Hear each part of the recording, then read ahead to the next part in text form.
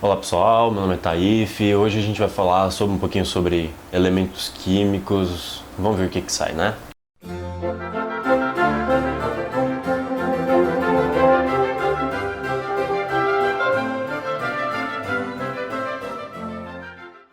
Bom pessoal, então é o seguinte, aqui na aula de elementos químicos eu comecei falando mais ou menos como que é a definição de elementos químicos. Então olha só, um elemento químico é composto por átomos com o mesmo número de prótons.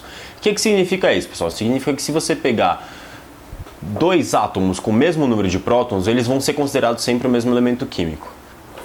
Bom, pessoal, então a representação de um elemento químico é basicamente a seguinte. Eu representei aqui por um elemento X, que é um elemento qualquer, eu não sei qual é, certo?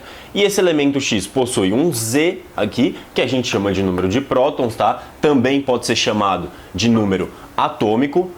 Ele aparece bastante em vestibular, em exercícios por aí, então pode ser considerado número atômico, tá? Eu não escrevi, mas decorem. Pode ser, e tem o A aqui, que é o número de massa, certo? Certo. O N representa o número de nêutrons. Nem sempre o N é representado, tá, pessoal? Nem sempre ele aparece na representação do elemento químico, mas é bom saber que ele existe, eu costumo representar pelo menos ele aqui embaixo, que fica mais fácil a visualização. Beleza. E daí, o que a gente vai fazer? Bom, a gente sabe que o núcleo de um átomo é composto por um certo número de prótons e por um certo número de nêutrons. E essa soma, basicamente, é o que define o número de massa desse elemento, ou desse átomo. Por que é isso que define? Bom, porque a gente considera que o número de elétrons, pessoal, que normalmente é representado aqui, tá? Esse número de elétrons não entra na conta da soma, ou seja, na conta do número de massa. Por quê? Porque o elétron não tem peso, pessoal. A gente considera que o elétron tem um peso tão pequeno que ele não representa absolutamente nada no número de massa desse átomo, tudo bem? Então, é basicamente essa representação. O número de massa vai aqui em cima, o número de prótons vem aqui, o número de nêutrons é opcional, mas ele fica normalmente aqui embaixo, e o número de elétrons, ou qual tipo de cátion ou ânion, a gente costuma representar aqui do lado direito, tá bom? Bom, pessoal, então continuando aqui, através desses conceitos de átomo, eles definiram também os conceitos de isótopos, isótonos e isóbaros. O que é isso, pessoal? Bom, isótopo é todo átomo que possui o mesmo número de prótons. Isótono é todo átomo que possui o mesmo número de nêutrons. E isóbaro é todos os átomos, ou conjunto de átomos, que possuem o mesmo número de massa. Beleza, mas eu não sei se vocês perceberam aqui, pessoal, olha só. A gente está falando de isótopos, eles têm o mesmo número de prótons. Bom, se a gente pensando na lousa anterior, o mesmo número de prótons também é a própria definição de elemento químico. Ou seja, pessoal, todos os átomos diferentes que possuem o mesmo número de prótons, além de ser chamados de elementos químicos, podem ser chamados de isótopos, beleza? Aqui a gente tem um exemplo sobre isso, então vamos começar com um exemplo bem tranquilo aqui. Olha só. Bom, primeira coisa, vamos definir o que esses caras são, se eles são isótopos, isótonos ou isóbaros. Isso aqui é muito fácil, né, pessoal? Mas a única coisa que a gente precisa lembrar é o seguinte: aqui em cima é A, aqui é Z, certo? E aqui embaixo, eventualmente, é N. Ou seja, esse cara de cima corresponde ao número de massa, esse cara de baixo corresponde ao número atômico ou número de prótons, certo? Beleza, então vamos ver, o que esses caras têm em comum? Ah, esses caras têm em comum o 47 aqui, certo? Esse 47 corresponde ao número de prótons, certo? Então, o que esses caras são? Esses caras são isótopos, pessoal, esses caras são isótopos. Então, vamos lá, vamos partir para a próxima lousa. Bom, pessoal, então aqui a gente tem mais dois exemplos, certo? Então, vamos resolver esse primeiro exemplo aqui. Olha só, no primeiro exemplo eu tenho um A, certo? Com 21 aqui e 41 aqui. O que representa isso, pessoal? Aqui 21, número de prótons, e 41, número de massa, tá? Sempre lembrando que isso aqui também pode ser chamado de número atômico, não necessariamente número de prótons. Bom, então quando a gente olha para o A e para o B, aparentemente não tem nada em comum, certo? O número de massa é diferente, o número de prótons é diferente também. Esses caras têm alguma coisa em comum? Bom, não sei, vamos descobrir, certo? Vamos lá. Como que eu sei se esses caras têm alguma coisa em comum? Bom, até agora o que a gente viu foi que o número A, ou seja, o número de massa, ele é igual ao número de prótons mais o número de nêutrons, certo? Beleza, pessoal. Então vamos olhar o seguinte. Eu sei que aqui, olhando aqui, o número de nêutrons está aqui embaixo, certo? Então, quantos nêutrons eu tenho nesse carinha, nesse elemento A aqui? Bom, é só fazer, na verdade, A menos Z, certo? Então vai ficar 41 menos 21, certo, pessoal? Isso aqui vai ficar 20. Ou seja, esse cara tem 20 nêutrons, beleza? Ok. E aí, olhando para o carinha B aqui, para esse carinha bonitão aqui, o que acontece? Esse cara tem 43 de massa e 23 de número atômico.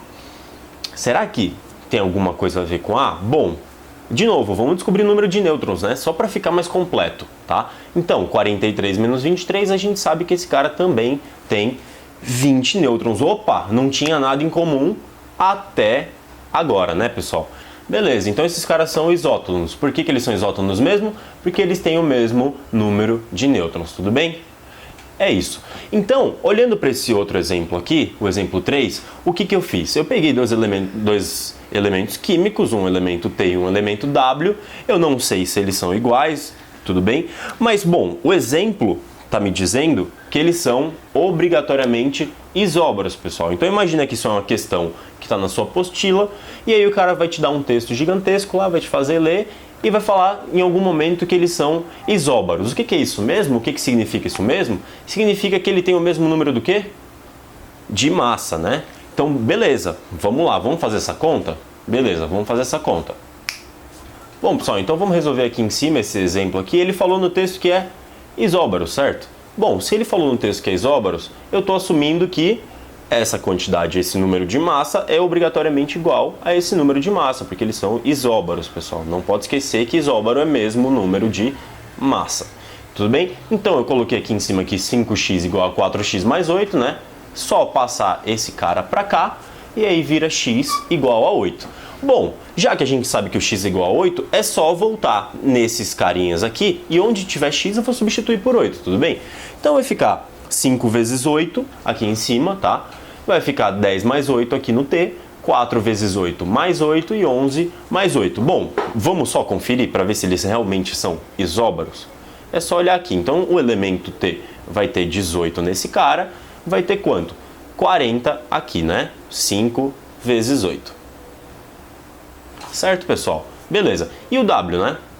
Como é que a gente faz com o W? Bom, o W tem 19, certo? E 4 vezes 8 é 32, com mais 8, 40. Ah, eles realmente são isóbaros, então, beleza.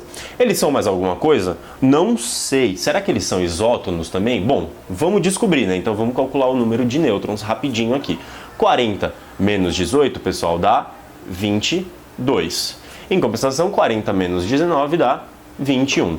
Ou seja, eles não têm o mesmo número de nêutrons. Então eles não são isótopos, porque aqui é 18 e aqui é 19.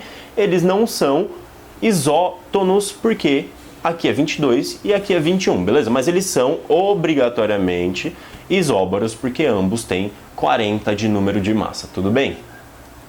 Bom, pessoal, então aqui no exemplo 4, a gente vai falar desses três caras aqui. Eu tenho o cara A, B e C, beleza? E eles têm essas características aqui. Então imagina de novo uma questão na qual ele coloca tudo isso aqui, fala que A e C são isótopos, B e C são isótonos e A e B são isóbaros. E aí, como é que a gente vai fazer, pessoal? Bom, a gente vai fazer exatamente o seguinte, tudo bem?